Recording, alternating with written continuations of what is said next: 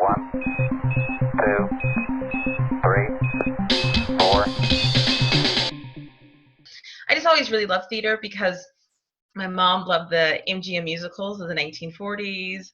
And I just felt like that's where I want to be. Like, I want to do what those people are doing, you know. And then once I got into college, it became very clear that the roles for Black women were few and far between. And there was this, you know, it takes like a 19, 20-year-old to sit in all of their arrogance and say, I'm going to change that. I'm going to write plays and I'm going to put Black women at the center of those plays since nobody is doing it. And I had a really great playwriting teacher, Amparo Garcia Crow. And I just sat in her office and I was like, I'd love to learn how to write plays because I don't see me, I don't see my community. And so she helped me. And then I went immediately to grad school because my plan after graduation, I had like $500 in my account. And I was like, well, I'm a Black writer. I'm supposed to go to Paris, right? So I started to tell all my mentors that that's what I'm going to do. And very wisely, they said, okay, or, you know, there's a slot open in the MFA playwriting program. You could apply for that. And then, you know, all kinds of doors will open for you after that. And so that's what I did. So it started off with where my work is now, which is how do I address a narrative of omission and exclusion, marginalized communities who are excluded. How do I attend to them, and how do I create space where those stories can be told? And if I can contribute by writing, then I want to do that. Or if I can contribute by lifting up voices of others, then I want to do that. And so for me, it became very clear that if I'm going to show up in the world, I need to show up in the world as someone who holds people in positions of power accountable for their actions and their inactions.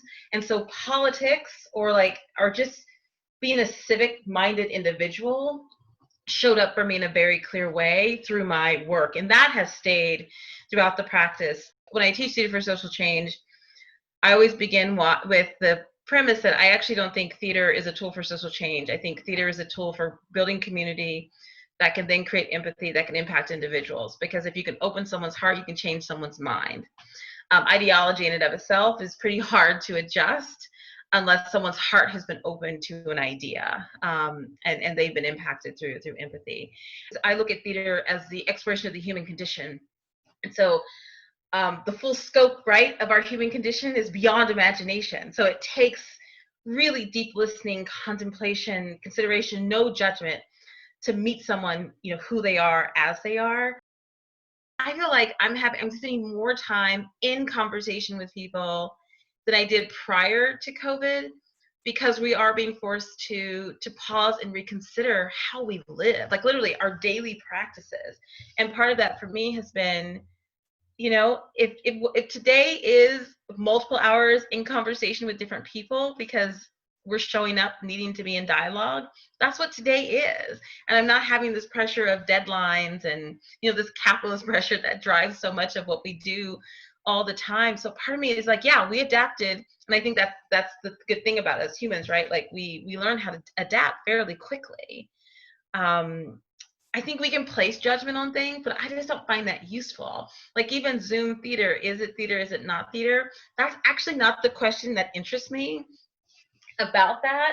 So for me, what theater is being in community, being in conversation. We're around a story, an idea, a moment in time, and that's theater, whether that's us on Zoom live or that's us shoulder to shoulder in a room. So I've been leading anti-racist, anti-bigoted, anti-oppressive trainings, as well as teaching. And to my surprise, we've reached a level of intimacy and sharing that shows up even when we're in the room together. So something is still happening. You know, that idea of being together in community still exists. Even though I had even my own doubts about the ability to kind of create those spaces where people still feel brave, right, to show up in a space. But for some reason, I don't want to question, it's still happening in like a really, it's in a really beautiful and surprising way.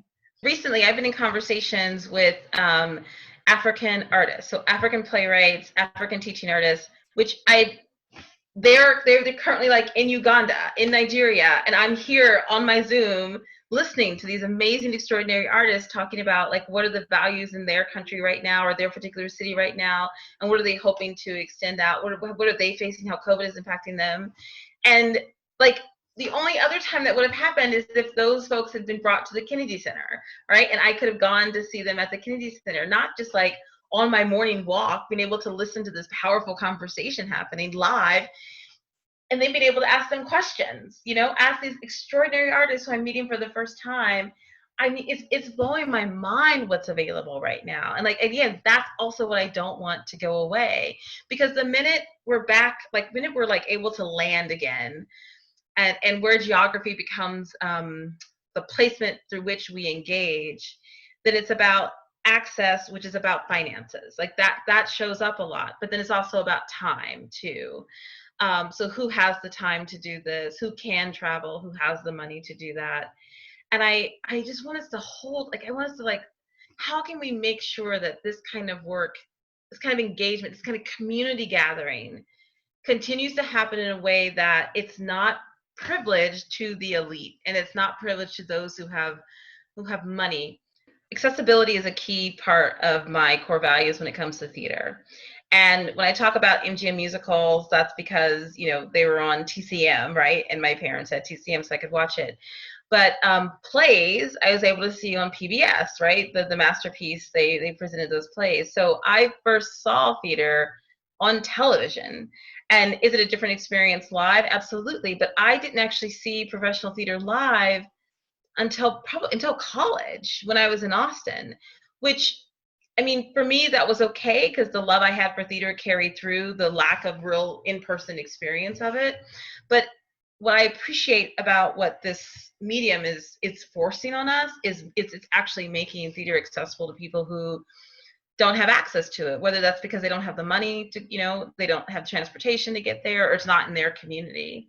And that I'm always going to love. I'm always going to love things that are going to make theater more accessible. So I'm always going to uplift and support those opportunities. Because we're in the middle of a global pandemic that's meeting with an election year, that's meeting with a racial reckoning, I think there's going to be a lot of work that's trying to attend to all of that, particularly the conversations around race. Those who are able to do so, I think, will try to do that by commissioning playwrights, or by programming those plays that already are written that address that. And then I also think there will be some theaters that don't attend to any of it at all, that will continue as they were, because there's not anyone locally to hold them accountable, and they don't have to, and they don't want to. We see that every time there's a big uproar. We see theaters that continue as they are, which, as they are, does have exclusionary practices and are harmful. And I think they'll continue. And I also think, because I'm actually consulting with a lot of these people, I think there's going to be really small ripples and waves of arts organizations, theaters, and universities that have really, truly taken this moment to do an interrogation, to adjust curriculum, adjust everyday practices, adjust programming, and we're going to see powerful little bubbles that look differently, that operate differently. And those folks, if we do it right, will be standard bearers for how you come out on the other side of this and do the work you said you were going to do by holding yourself accountable and showing up differently. I do think theater is going to survive. I do think this thing we do, this gathering of people telling stories, will survive. I don't think there's anything too unique about the coronavirus that makes it different from the flu, that makes it different from the plague. Yes, the impact of it, yes, but the fact that human beings on the other side of it are still going to want to gather around stories.